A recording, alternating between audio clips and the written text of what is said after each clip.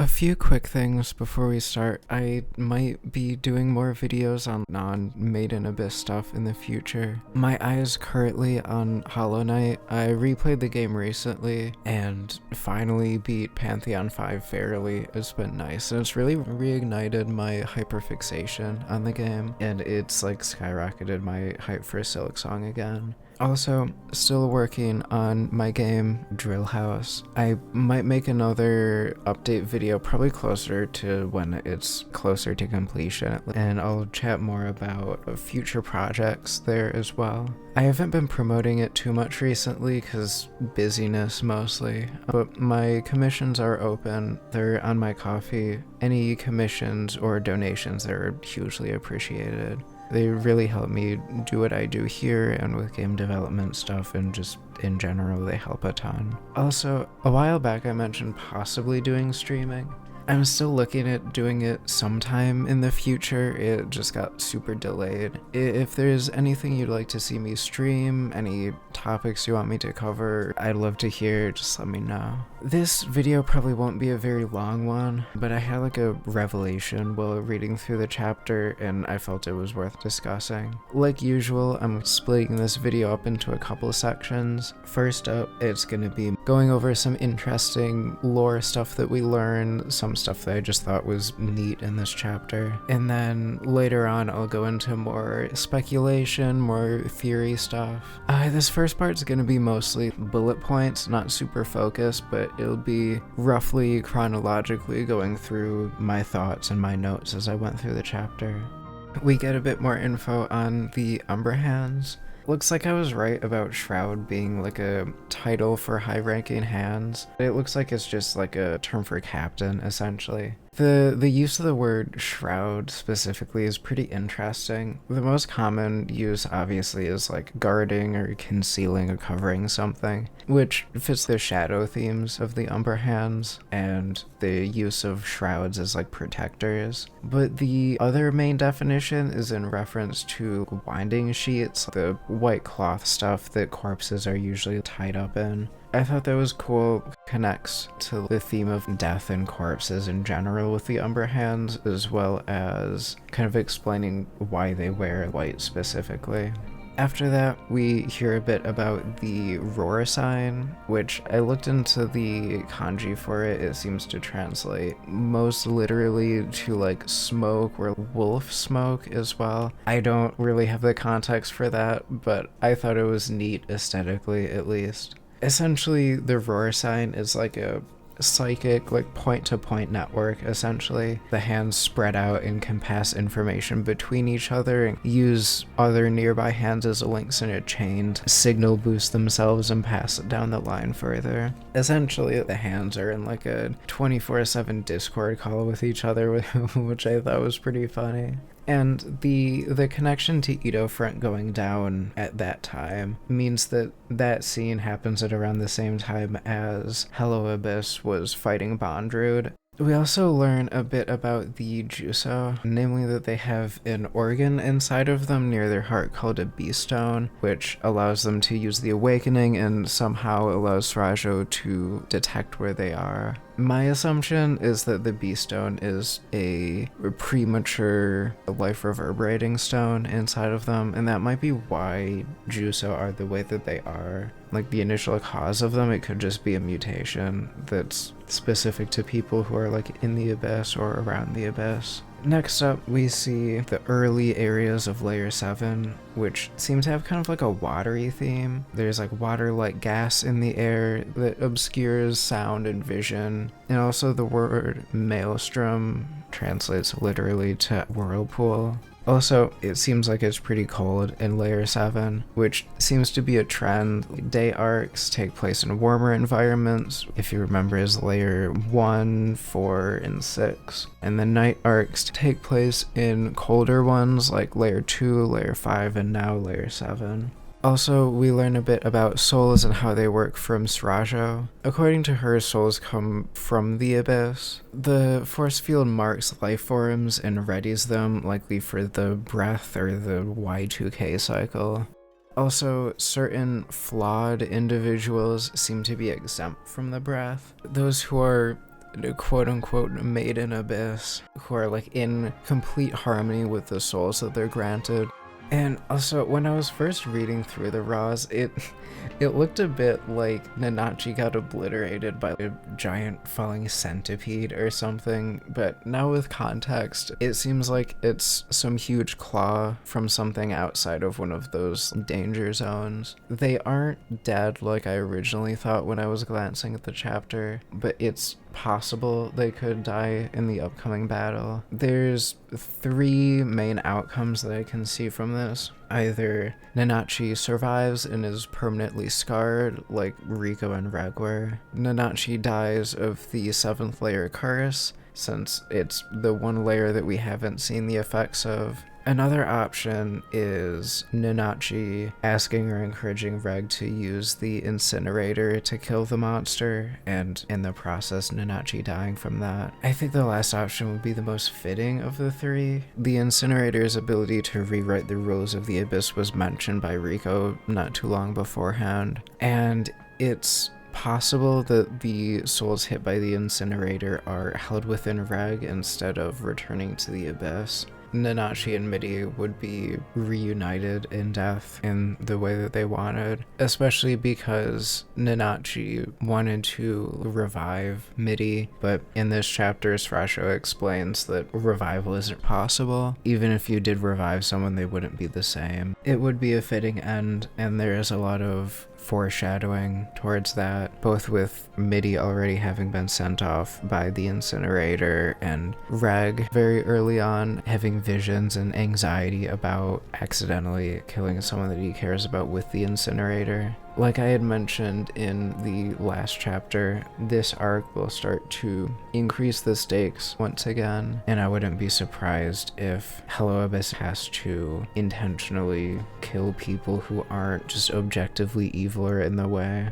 No matter what happens, I'm cautiously excited for the next chapter. I'm interested to see where this arc goes.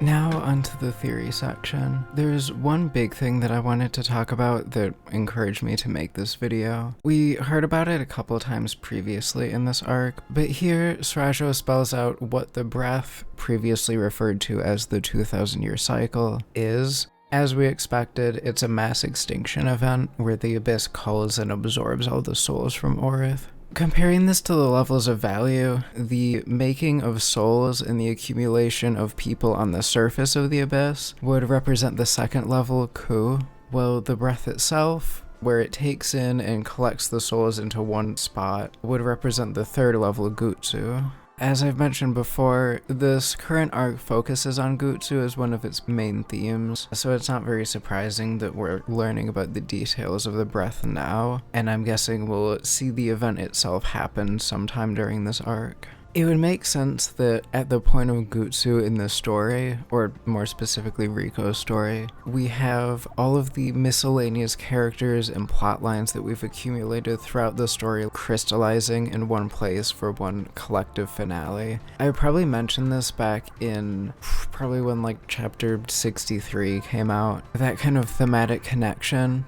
but yeah, it's interesting to see the structure of the story once again supporting the levels of value as a core theme. Srasho says that the members of Hail Hex and Hello Abyss are safe from the breath, either from being inhuman, having a holy abyssal soul, or some unknown reason in the case of Srasho and Tepaste. But I expect that most of the other characters throughout the story, especially like the ones that got brought back, will probably die in this arc. The Umber Hands are likely susceptible, since the whole purpose of Bandru trying to get an Arahate body in the first place was to avoid the breath, so it wouldn't make much sense if the Umber Hands are just immune for being considered inhuman. And Ozen is probably at risk as well. I kind of doubt that the abyssal twirls are enough to grant protection, since the only way that we know that they appear is through long-term delving, and especially deep delving, and I doubt the abyss would encourage people to explore it if exploring it prevented them from getting the abyss what it wanted. We don't know enough about the twirls at the moment to really say anything concrete, but I expect most if not all of the characters that we've met so far will die in this arc.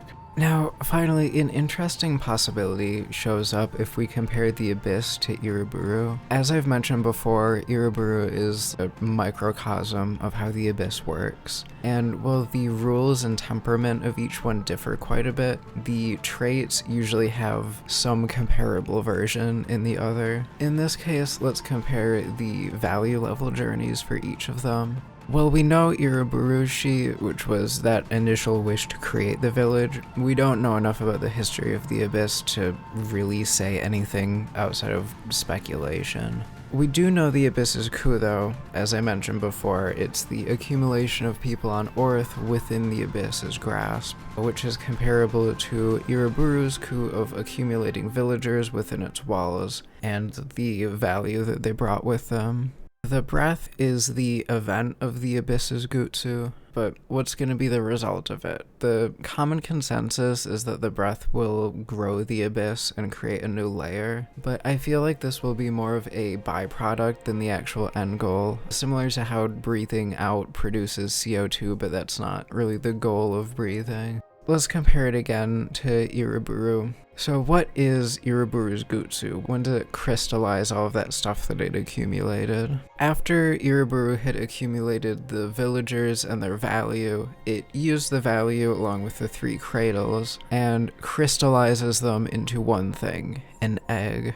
So the birth of Fapata marks the result of Iroburu's Gutsu. Does this mean that the breath will lead to some type of abyssal princess? Maybe. It would be cool to see, but the Abyss and Iruburu do tend to take different routes to similar goals. I'm not going to discount it as a possibility, but we need to really look at why Fapata was created in the first place. So, Iruburu created Fapata as a means to achieve its own haku, its true wish, which was to be free in death. Gutsu always leads to haku, although Gutsu is very unrefined and needs to go through the confusing and difficult refinement process that's Mei, the 4th level. In Iroburu's case, its Gutsu, Fapata, went through her own refinement process by going through her own value journey and achieving her first of 3 hakus by seeing off her mother. I'm not sure that the product of the Abyss's Gutsu will be as straightforward as a child. Iruburu tends to have a much more personal and human touch compared to the Abyss's weird eldritch nonsense, but either way it'll be some major step towards achieving the Abyss's haku. How will we know more? Will we have to get to the bottom of the Abyss to find out? Probably not. I mean, this is the main Gutsu arc, and seeing as one of the major characters of this arc, the priestess, has already been established as being able to talk to the Abyss in some way through the incarnations of the Abyss. It's not impossible that the Abyss will just tell us, probably not very directly, but Fapata being there and probably meeting one of these incarnations in the priestess will probably spur on a conversation that would at least give some hints towards what the Abyss is trying to do.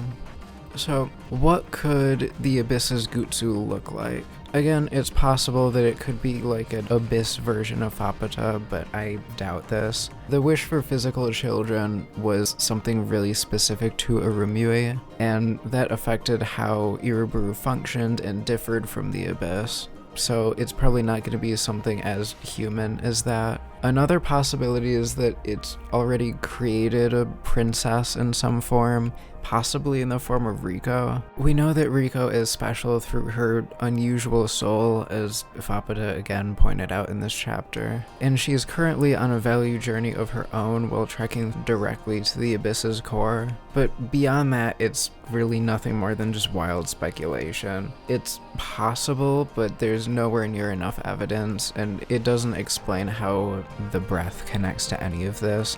There's also the question of cycles. We know that the Abyss has done this at least 3 other times based on the skeletons in the burial tower, but why? Did previous Gutsus fail to achieve the Abyss's haku? Have there been multiple hakus like with Fapata? We don't know a whole lot, but I don't think it's going to be as straightforward as we thought of, 2,000 years per layer, but we'll see. Like usual, There's a lot of questions and really nothing concrete in terms of answers, but there's a few new things to keep an eye out for. I hope you all found something of interest here, and I'll see you all next time, whenever that next time is. But yeah, bye.